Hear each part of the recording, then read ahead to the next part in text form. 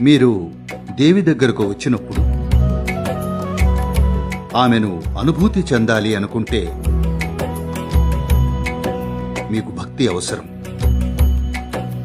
భక్తి అంటే మీరు రసహీనంగా ఉండరు, సంపూర్ణ రసానుభూతితో నిండి ఉంటారు. మిమ్మల్ని ఏదీ వెనక్కి లాగదు. మీలో ఎప్పుడూ జీవం పొంగిపొర్లుతూ ఉంటుంది. అప్పుడే మీరు భక్తులవుతారు. భక్తుడు అనేవాడు ఎప్పుడూ తన జీవితాన్ని ఎంత వీలైతే అంత తొందరగా ఖర్చు పెట్టేయాలి అని చూస్తూ ఉంటాడు. తన జీవితాన్ని దాచుకోవాలి అని చూడ్డు.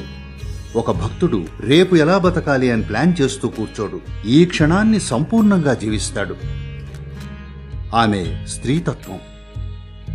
ఆమె కూడా ప్రేమకు వశమవుతుంది.